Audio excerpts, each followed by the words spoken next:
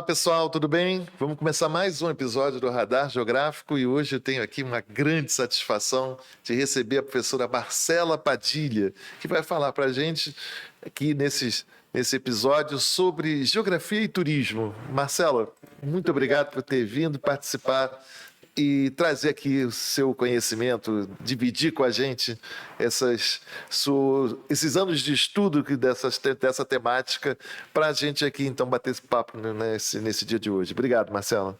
Nada, eu que agradeço. Agradeço o convite, o interesse de vocês em me ouvir. Não é? Estou aqui para contribuir com o que for preciso. Vamos lá, então. Marcela, você é do Departamento de Turismo aqui do Instituto de Geografia da UERJ, você trabalha turismo e trabalha geografia. Como é que você faz essa união, a junção desses dois campos de conhecimento? Isso aí, eu tenho a minha formação toda na geografia, né? Bacharelado, licenciatura, mestrado, doutorado. E no doutorado eu fiz a minha tese sobre patrimônio histórico e turismo em Paraty. Foi aí que eu comecei a conhecer um pouco mais do campo do turismo, né?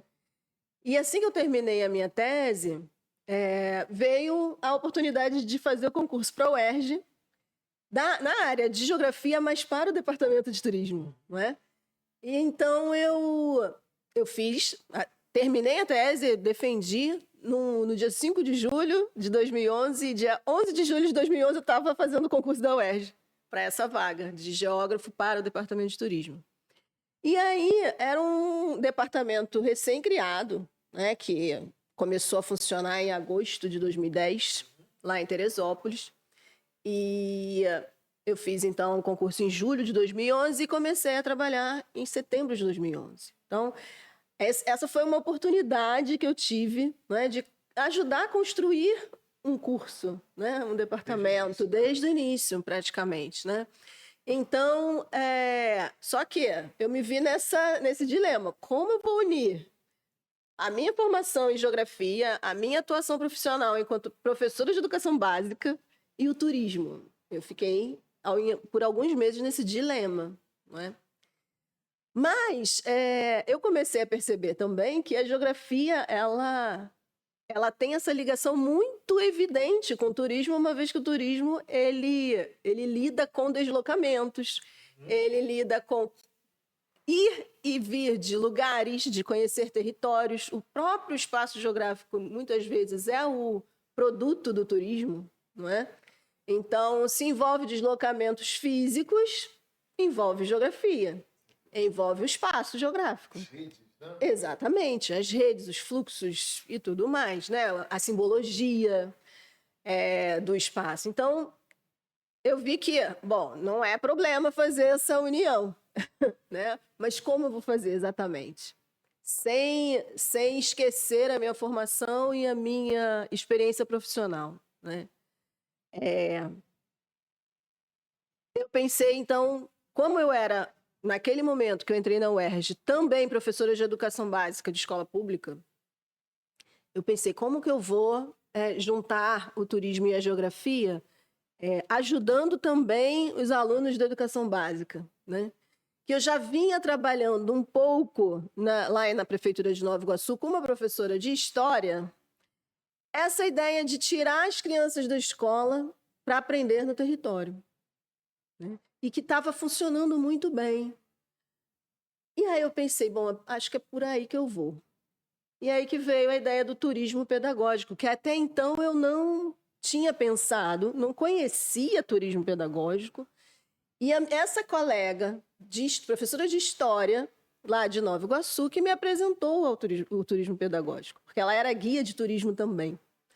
E a gente começou a fazer um trabalho de turismo pedagógico em Nova Iguaçu, e foi por aí que eu comecei a entrar primeiro na extensão, na UERJ, e depois na pesquisa. O que é o turismo pedagógico? O que é isso, né?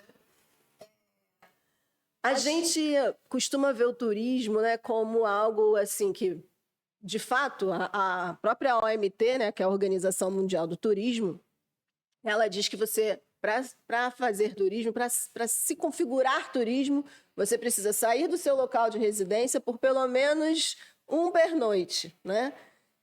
Por menos de um ano. Essa é a definição mais geral do turismo em si. Mas a gente percebe que essa definição já não nos atende mais. Ela está muito mais complexa hoje em dia. E a gente já considera o turismo como sendo uma atividade ou um fenômeno social, melhor dizendo, que pode se dar no seu próprio território, né? No seu próprio local de residência também, no seu município, na sua cidade. Mas ele está muito vinculado também a quem vem de fora e não a quem está dentro do território. Como se houvesse lugares dentro de uma... Vamos pensar na escala da cidade, tá? Como se tivessem lugares na cidade que fossem exclusivos para turistas e outros que fossem exclusivos para moradores. Quando isso não é verdadeiro, não tem que ser assim. Mas, né? Dentro do imaginário, isso procede. Sim, A gente conhece várias pessoas, né, que eu nunca fui ao Corcovado, eu nunca fui ao Pão de Açúcar, e isso fica caracterizado. É só para turista mesmo? Pois é. Então, já houve pesquisas que mostraram que cerca de 50% dos moradores do Rio de Janeiro não conhecem esses dois principais pontos. 50% não conhecem. E por quê? Por que você acha que não conhecem? Pois é. Um dos motivos é o custo. É muito caro visitar esses pontos de interesse turístico, né? A gente chama de espaços turistificados. Mas não é só isso, né? Foi toda uma construção feita para que a gente pensasse dessa forma, eu acho. Tá? Você, recuperando a história, você percebe que uma parcela da população foi mesmo excluída desses lugares. Teatro Municipal também. Eu era de Campo Grande, né? Eu sou nascida e criada em Campo Grande, na zona oeste do Rio. E, para mim, Teatro Municipal era, até a minha adolescência, até eu ir para a faculdade, com 19 anos. Teatro Municipal era algo, para mim, inalcançável. Era só para ricos, mulheres de longo, com chapelão, sabe? Era esse o imaginário que se tinha. Daí, a administração do Teatro Municipal começou a lidar com isso, para combater esse imaginário, essa visão, e começou a abrir sessões a R$1. Isso lá em 1999, 2000, por aí, né? E foi aí que eu fui conhecer o Teatro Municipal. Eu fui num domingo a R$1 ver a Quinta Sinfonia de Beethoven com a Orquestra Sinfônica lá do teatro. E eu percebi que não, é para todo mundo. Pode ser para todo mundo. E hoje eu levo os meus alunos lá, levo professores de educação básica de escolas públicas mostrando que eles podem visitar levando os seus alunos de graça. Assim como o Pão de Açúcar, Cristo Redentor, existe uma forma de você conduzir, de você possibilitar a visita de estudantes de educação básica gratuitamente, educação básica pública, né? Gratuitamente. Então, existem caminhos para você combater esse imaginário que foi criado. Então, o turismo pedagógico, para mim, o Alex, ele é uma forma de se conhecer, de se contemplar, melhor dizendo, espaços turistificados da cidade, conhecendo de fato esses espaços por meio de temas disciplinares, temas da escola, por isso pedagógico e não educativo, entende? A educação, ela se dá em toda parte, né? Você aprende e ensina em qualquer lugar. O fato da gente colocar o termo pedagógico e não educativo é porque a gente faz essa ligação necessária com a escola, com os conteúdos curriculares da escola, né? Então, é como se fosse o nosso trabalho de campo na geografia, né? Mas só que voltado para lugares turistificados. Então, o turismo pedagógico é isso, o ato de a atividade que você faz para aprender temas curriculares na escola e fora dela. visitando espaços turistificados. Então, assim como o trabalho de campo, ele tem 3 etapas: a organização na escola, a visita ao espaço geográfico e o retorno, que é a culminância, onde se faz uma avaliação, uma culminância, né, da atividade. E por ser turístico, e por ser turismo, né, ele se difere do trabalho de campo. Como? É uma atividade que precisa ser voluntária, não pode ser obrigatória. Então, se a escola oferecer uma atividade de turismo pedagógico, ela precisa planejar e realizar essa atividade sem a exigência da participação dos alunos que não puderem ou não quiserem participar, né? Então, por isso mesmo, não envolve nota. Então, a atividade de turismo pedagógico feita na escola não vale nota, não pode ter nota atribuída. Então, é isso, é uma forma de se conhecer, de se apropriar dos espaços turistificados, aí já é uma particularidade minha, né, do seu próprio território. Mas pode ser de outros territórios, obviamente. Mas o que a gente faz lá no nosso grupo de pesquisas é trabalhar com a escala do município. E deixa eu te falar. Você falou de educação básica. Você vê espaço para o turismo pedagógico dentro da universidade? Então, sim. Para outros cursos que não sejam turismo, né? Sim, com certeza. Porque, como eu te disse, o trabalho de campo é uma metodologia já aplicada em vários cursos, né, na universidade. Aliás, ele é até mais aplicado na universidade do que na escola. Infelizmente. Infelizmente, porque é uma atividade incrível, que te dá uma percepção, um conhecimento da realidade muito grande, né? E faz o conhecimento ser significativo. Aquilo que você vê na escola ou na universidade, quando você vai para a realidade, aquilo faz sentido, né? Então, o trabalho de campo ele ajuda muito nisso. O turismo pedagógico, idem, ele tem essa mesma proposta. O que difere, como eu te disse, é o lugar que vai ser escolhido para se fazer a aula em campo, né? A parte da visita, que a gente precisa que sejam lugares voltados para o turismo, que tenham uma infraestrutura turística, lugares de contemplação, lugares que ofereçam um acervo cultural, algo assim. Não, vamos visitar um lixão para ver como ele está afetando o curso d'água que tem próximo. Não, não é isso. Isso o trabalho de campo faz, né? Então, a gente precisa ir a esses lugares turistificados. Então, isso já se difere do trabalho de campo. E, como eu te disse, é uma atividade voluntária, porque é turismo. Então, veja, é muito similar ao trabalho de campo, mas tem as suas diferenças, obviamente. Então, é possível a gente fazer isso na universidade. E eu já venho fazendo, mas eu estou no curso de turismo, né? No entanto, eu ofereci uma disciplina para a geografia, que é Geografia do Turismo. E, como é uma disciplina eletiva universal aqui do GEOG, né?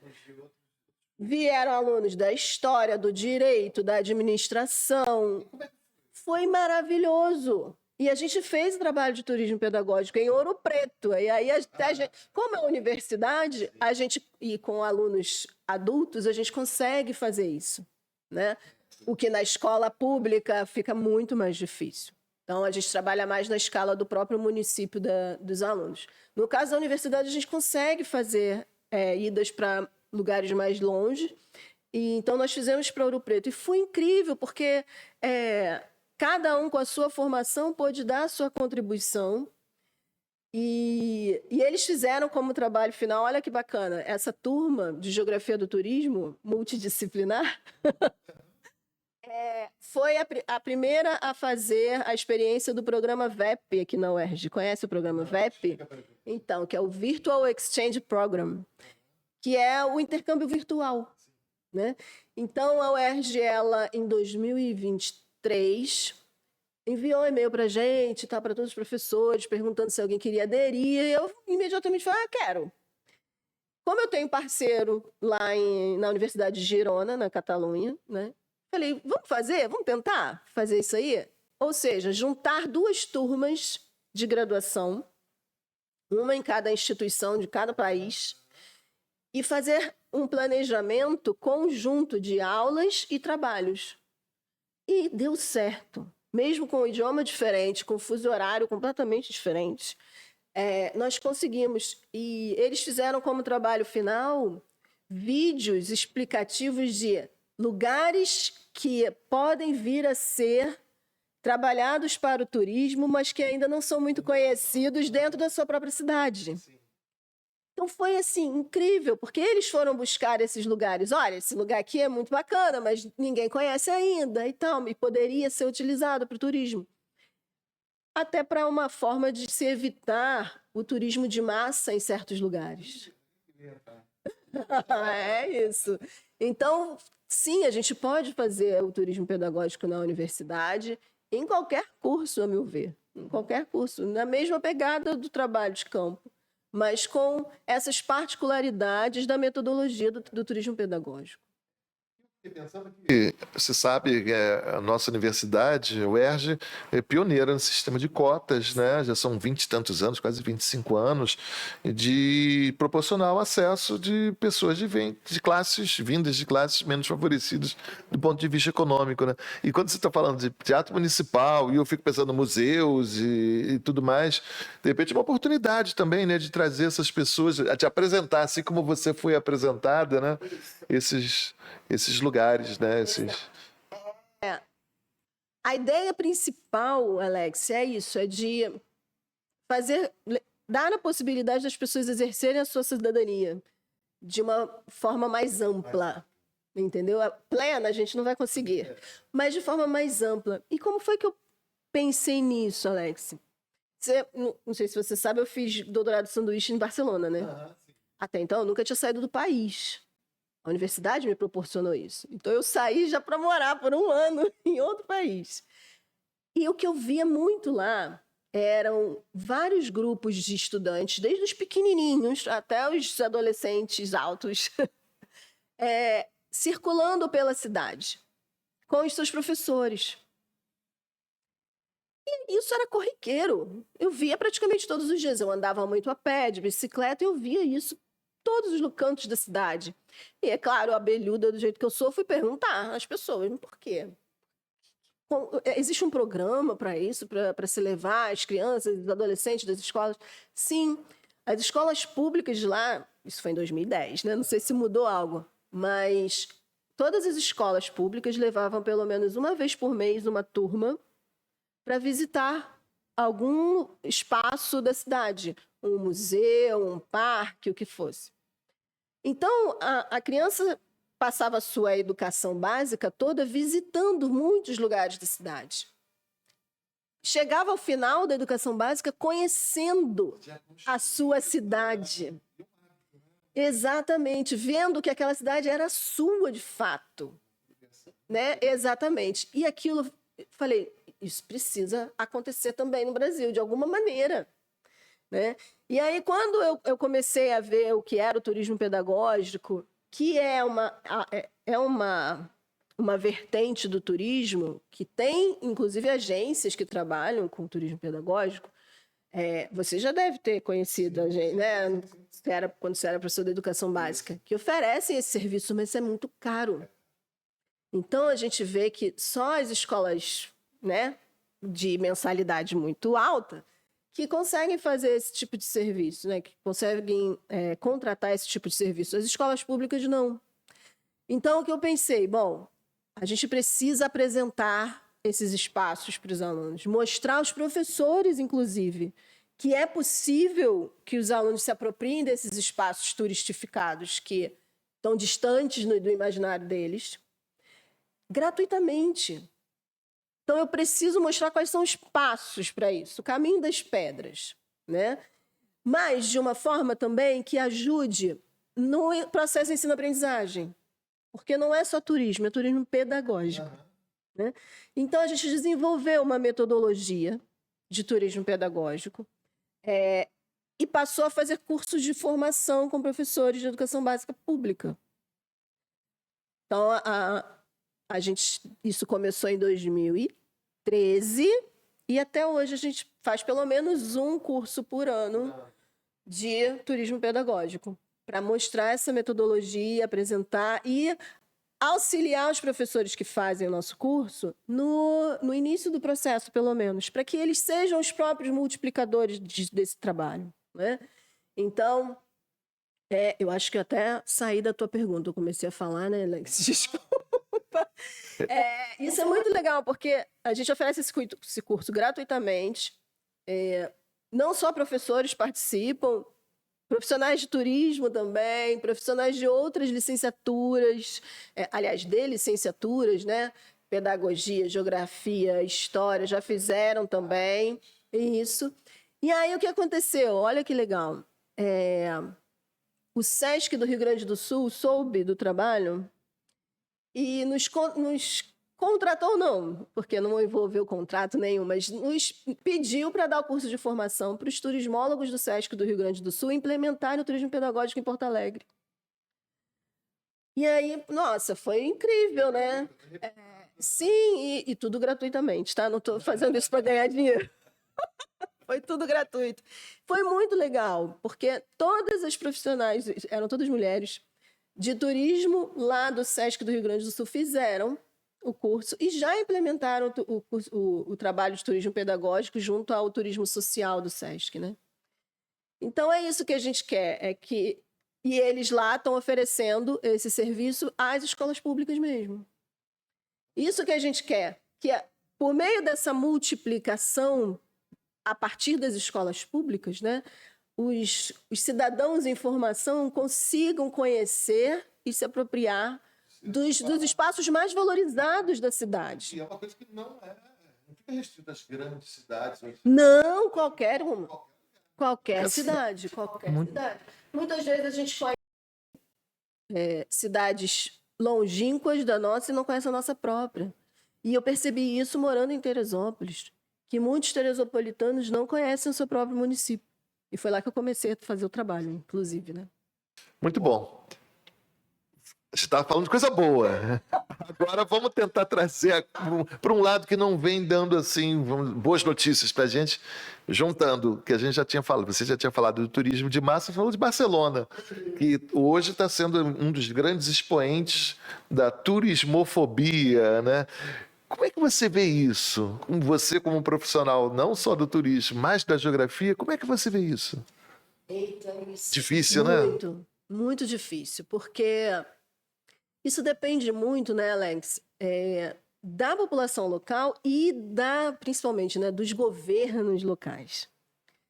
Então, se tem uma prefeitura, vamos voltar para a escala do município, se tem uma prefeitura que faz todo um plano para atrair cada vez mais turistas, sem um planejamento adequado para isso, é quase, não vou falar natural, mas é bem possível que isso dê ruim, dê errado, que isso vá fazer com que haja problemas locais de abastecimento de energia, de água, de alimento, de serviços de saúde, de transporte, habitação. Os aluguéis começam a aumentar muito, porque os donos de imóveis querem colocar para aluguel de temporada, que rende muito mais dinheiro para eles, não é? E aí quem mora não consegue um aluguel a um preço justo, né?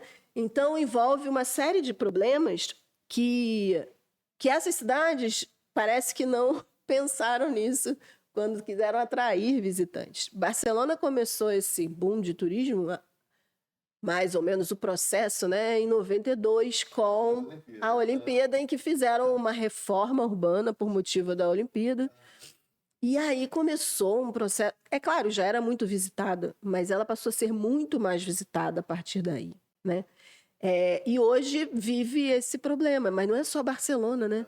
Muitas outras cidades. As Ilhas Baleares, por exemplo, lá também, né? Recebe mais gente do que tem o número de moradores. Recebe mais turistas do que... É assustador. Colocando no lado do morador, da pessoa que reside, a gente consegue entender, vamos dizer assim, as colocações que eles estão fazendo contra o turista, né? Mas às vezes a gente também tem que se colocar do lado do turista, né? Pensando, é agressivo, né? Olha, quando eu estive lá, eu morei num bairro chamado Barceloneta, né? Que é o bairro da praia, mas que era muito simples, porque era um bairro de pescadores antigamente e tal. E eu participava das reuniões da Associação de Moradores, eu queria conhecer como era. Eles são muito engajados, né? Eles têm um poder muito grande, as associações de moradores têm. Um poder muito grande. E aí, o que eles estavam naquele momento, em 2010, olha só, discutindo e criando uma proposta para levar para a prefeitura de como combater as badernas de turistas estrangeiros no bairro. Que iam para lá, fim de semana, que ficavam gritando de madrugada, quebrando garrafas, não sei o quê, queriam combater, mas aí chegavam nesse impasse. A gente precisa dos turistas para comprarem as coisas aqui, para gastarem o seu dinheiro, mas a gente não quer que eles façam o que eles costumam fazer, que são as badernas. Como conciliar isso? Né? E ainda não chegaram a um denominador comum até hoje. Desde 2010, não conseguiram, Alex. Situação simples, com toda certeza. Aluguel em Barcelona. Quase impossível, porque os aluguéis estão muito altos. Então, aí o governo cria uma espécie de medida, de lei, que impede que em prédios residenciais haja aluguéis de temporada. Mas sempre acham uma forma de burlar. Então, não está dando certo. Ainda não se chegou a uma medida que, de fato, funcione. Né? E isso, eu falei de Barcelona porque eu conheço mais de perto o exemplo, né? Mas em outras cidades está acontecendo isso também. Por isso também eu dei a opção da gente estudar no curso de Geografia de Turismo que os alunos fizessem propostas para lugares que não são tão visitados. Porque uma das alternativas mais viáveis é você dar mais opções aos turistas. Né, de visitarem, não ficar sempre naqueles focos, né, naqueles lugares que são símbolos e tal. A Itália já vinha fazendo isso há muito tempo, para tirar um pouco o pessoal de Roma e buscar pelas cidadezinhas vizinhas e tal, para tentar distribuir melhor esses turistas. Porque os lugares precisam do turismo, por conta da renda. Mas também não pode ficar com esse conflito junto com os moradores. A gente, pelo menos aqui na UERJ, a gente age, né? Faz um curso voltado para, primeiro, você tem que respeitar o território, né? O espaço geográfico é a sua gente que está ali. Né? Fazer um planejamento, portanto, endógeno, que valorize a população local, que dê qualidade de vida para ela e depois se pensar no turismo. Né? Então, a prioridade precisa ser o território e a sua gente, e não quem vem de fora. Né? Só que o problema é esse, é que muitas vezes, ou na maior parte dos casos, né, se prioriza quem vem de fora, esquecendo que é aquela população local que vai segurar esse turismo. E se ela não quiser segurar, ela vai fazer o que está acontecendo agora em Barcelona. Né? Vai ser hostil com o turista, porque ela não quer mais daquele jeito, entende? Então, é uma situação bem problemática mesmo, bem complicada. E aqui no Rio de Janeiro, a gente já está vendo isso acontecer no centro da cidade, de prédios inteiros sendo reformados para virarem Airbnb. Pois é, eu queria perguntar, você acha que o Rio de Janeiro pode passar por isso de alguma maneira? Olha, não sei te dizer, né? Eu queria saber. Mas não sei te dizer se vai acontecer na mesma dimensão. Acredito que não, né? Porque a gente não tem o mesmo volume de turistas. Está crescendo muito, sim, né? Está crescendo bastante, mas ainda está muito distante. No entanto, o que está me preocupando muito é esse processo que já está em curso de revitalização, eu não gosto muito desse termo, revitalização do centro da cidade, de áreas que antes estavam meio deixadas de lado, não é? E que agora estão sendo compradas por empresários, prédios inteiros sendo comprados até por empresários estrangeiros, e não nem são brasileiros muitas vezes, reformados para transformar tudo em apartamentos para Airbnb, para turista. E aí, como eu te disse, o que aconteceu em outros lugares vem acontecendo agora e também aqui no Rio de Janeiro, que é o aumento do preço dos aluguéis. A Lapa está sendo assim. Sim. Uma coisa que era comum no passado, deixou de existir, agora está voltando, são os apartamentos de pequenas dimensões, chamados kitnets conjugados. Agora está glamorizado, estúdios. Estão voltando, muitos no centro da cidade, como você falou. A Lapa é o foco. E agora também estão construindo muitos prédios novos ali na região do Porto, né? E também está sendo alvo disso. Então, é preocupante. E é preocupante também pelos governos que a gente tem tido, né? Na prefeitura e no governo do estado, né, Alex? Que não parece muito preocupado em combater isso, e sim de chamar mais turistas. Né? Exemplo, né? De vários lugares do mundo, né? Parece que a gente não está fechando os olhos e está empurrando para uma situação que pode chegar a um limite também, né? De alguma maneira. Você vê bairros super tranquilos como Santa Teresa, né? De repente Lapa, você falou, que daqui a pouco pode começar a perder a calma desses lugares. Você passa ali no Cosme Velho num dia de sol, o engarrafamento, o trânsito horrível para ir para o Corcovado, né? Enfim, ali tem a Urca, onde tem o Pão de Açúcar. Daqui a pouco pode começar a ver uma certa o Rio de Janeiro resistência, né? É uma metrópole, né? E tem, portanto, muitas opções, né? Outras de atividades econômicas. Não precisa se focar no turismo, né? Então, eu acho que é até mais fácil lidar. É meio louco isso que eu estou falando, mas é mais fácil de lidar do que em cidades pequenas que parece que vivem do turismo, como, por exemplo, agora o que está sendo discutido sempre lá pelos nossos alunos no curso de turismo é Miguel Pereira, que está com uma proposta, né, de turismo muito intensa. Criou lá o Parque dos Dinossauros e está mudando um monte de coisas na cidade para atrair cada vez mais visitantes, e isso já está causando problemas para os moradores. De trânsito, principalmente, de lugar para visitar. Os próprios moradores não conseguem. Isso é ouvido de próprios moradores que eu conheço de lá, né? Eles não conseguem mais ficar fim de semana na cidade. Quem pode, sai. Olha isso. Uma cidadezinha pequenininha, que até então era super tranquila, né?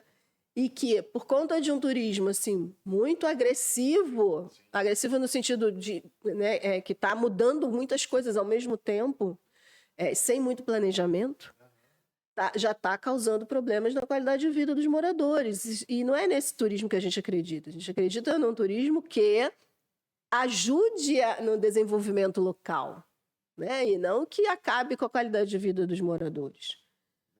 No caso, Cabo Frio, que agora, mais uma vez, está proibindo a entrada de ônibus de turismo, tem que ficar fora da área urbana, as pessoas têm que...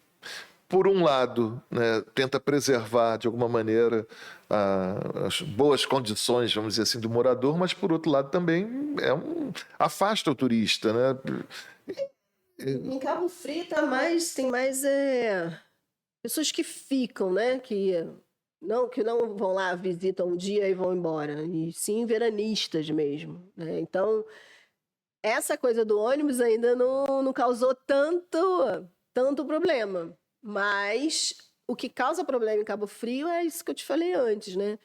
É quando vai muita gente em certos períodos do ano, tipo Réveillon, Carnaval, Semana Santa.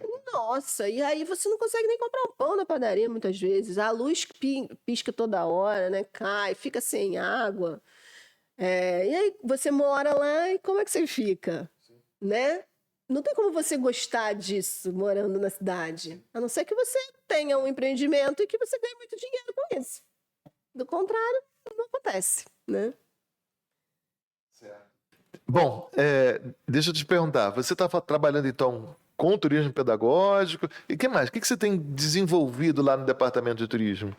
Então, o turismo, eu trabalho, né, Alex? Vamos lá.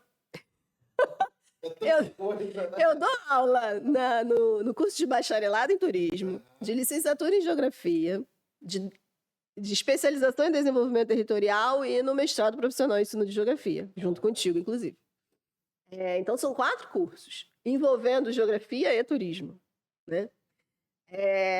O trabalho que a gente faz de turismo pedagógico, ele está tanto no ensino, quanto na extensão, quanto na pesquisa, certo?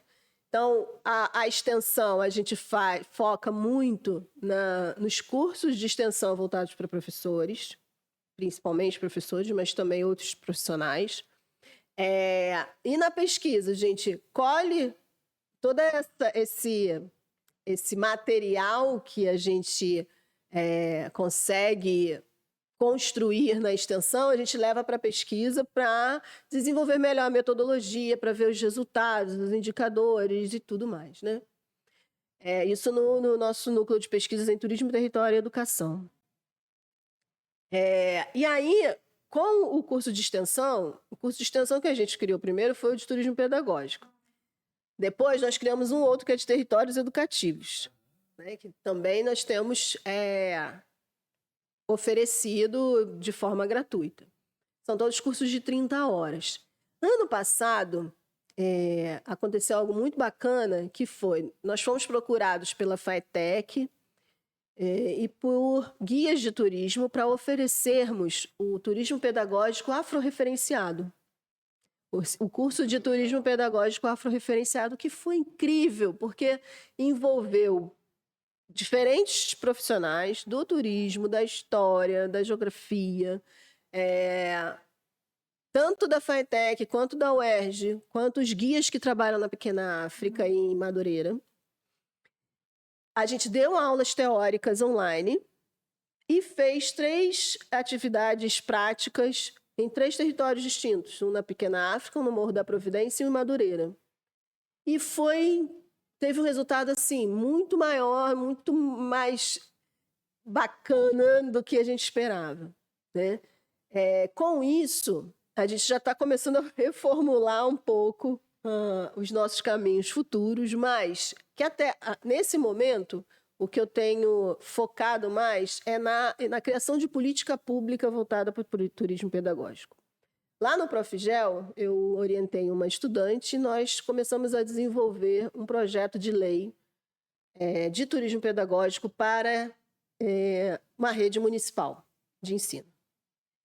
Pensamos inicialmente em Teresópolis, porque eu já venho desenvolvendo, né, trabalhos lá, mas a prefeitura não me deu muita bola.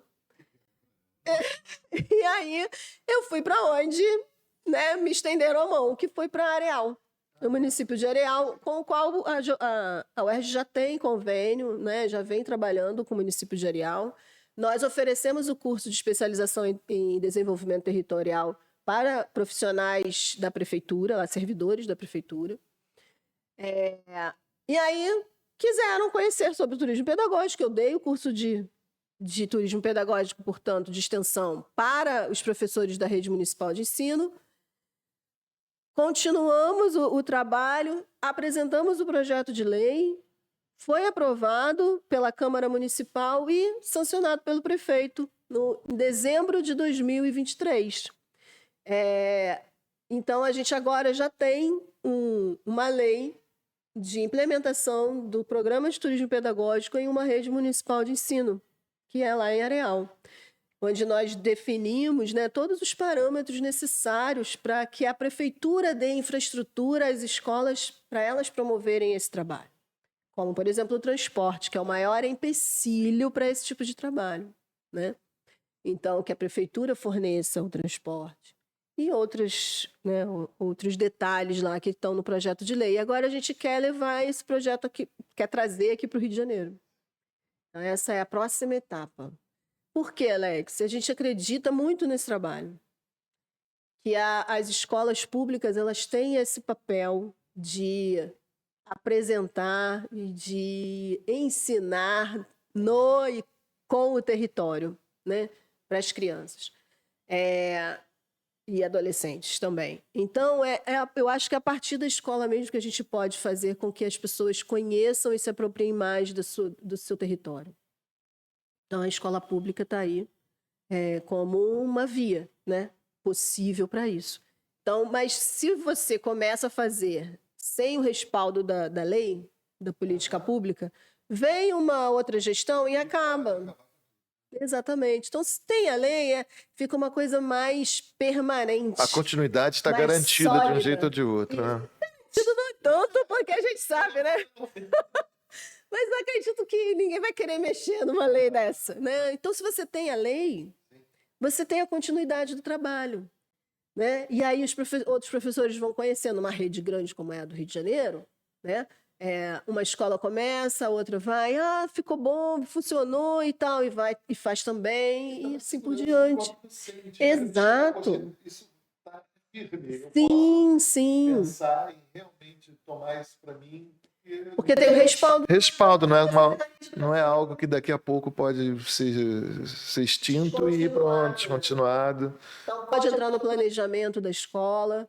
Aí o meu sonho é que seja assim também, né? Que todas as pelo menos uma vez por semestre, o aluno possa fazer uma saída de campo, né, com a sua turma, porque além dele conhecer e se apropriar mais dos espaços da sua cidade, criam-se laços, né, Alex? Você já fez vários trabalhos de campo para os seus alunos. Você vê que eles ficam mais juntos, criam-se laços também com os professores, né?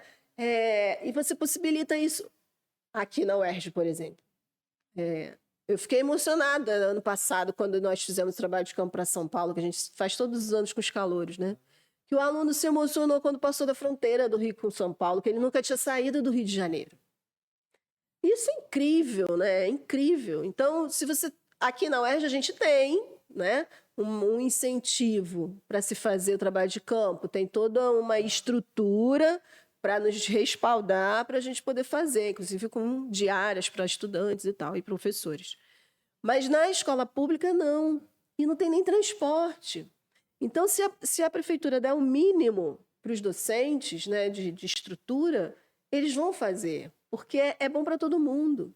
É bom para eles, é bom para os alunos que não ficam presos o tempo todo num lugar só e que não conhecem a sociedade, que não conhecem os espaços legais que tem nela e que não sai da escola para nada, né? Se você dá essa oportunidade, todo mundo ganha. O desconhecimento, né, não ajuda ele a se sentir dono, a se sentir uma sensação de pertencimento da cidade, dele pertencer à cidade e a cidade também pertencer a ele. Se você não conhece, você não gosta. Você não gosta de ninguém, você não conhece. Exatamente.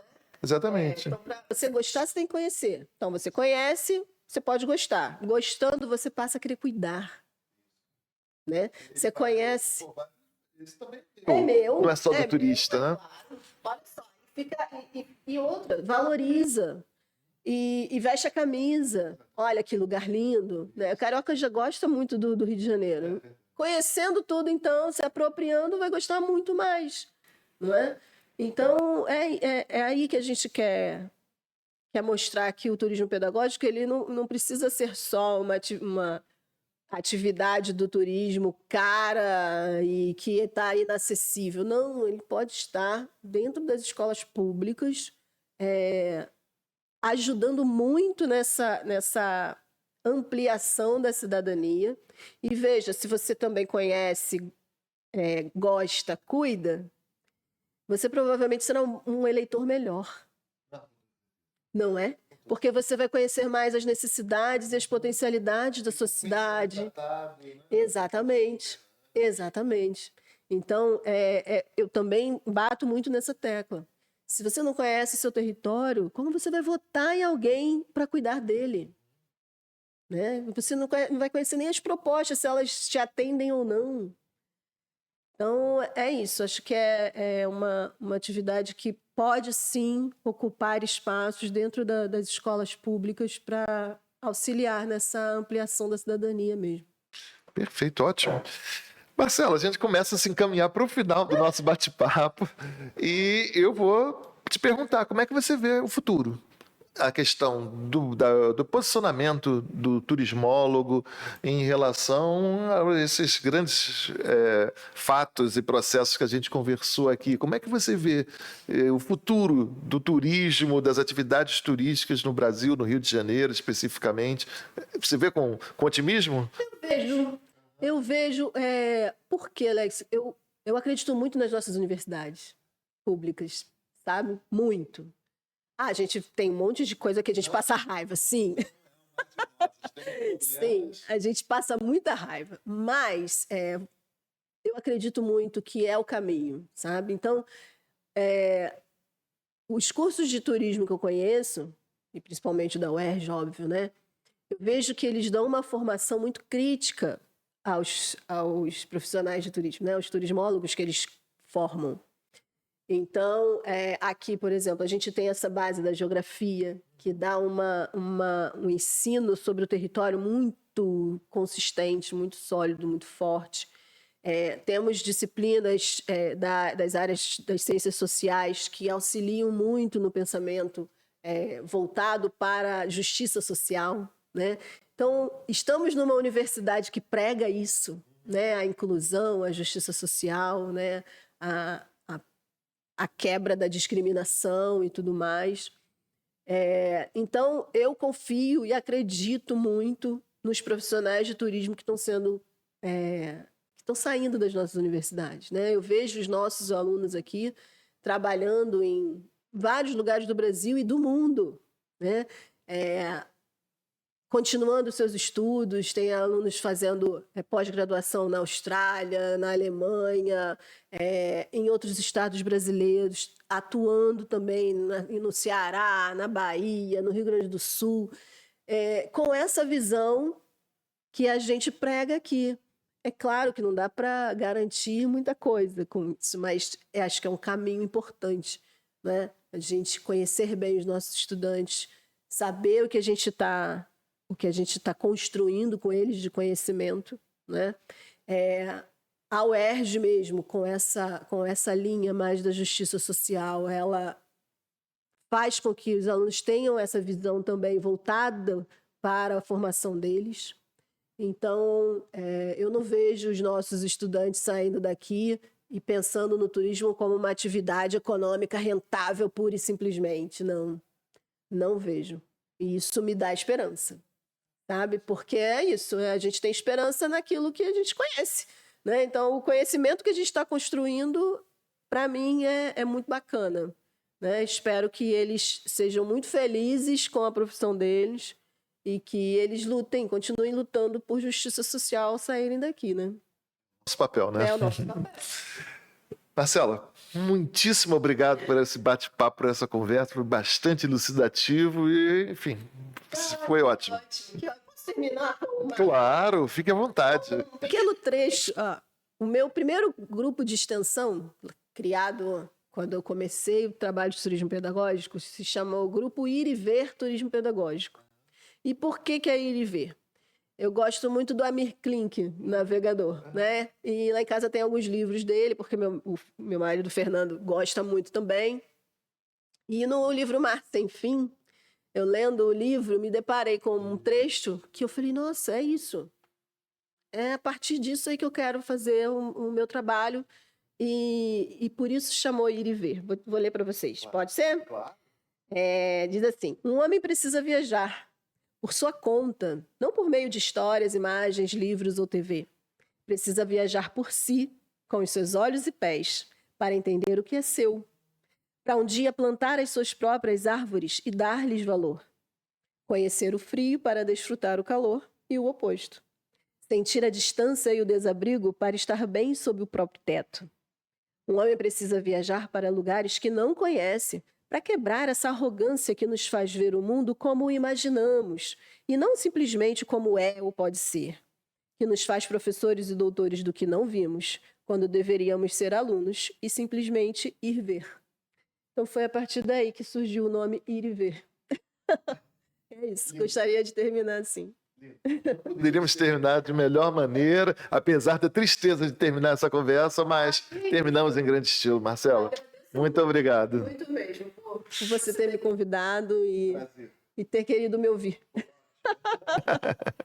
É isso, gente. Um abraço. Até o próximo episódio.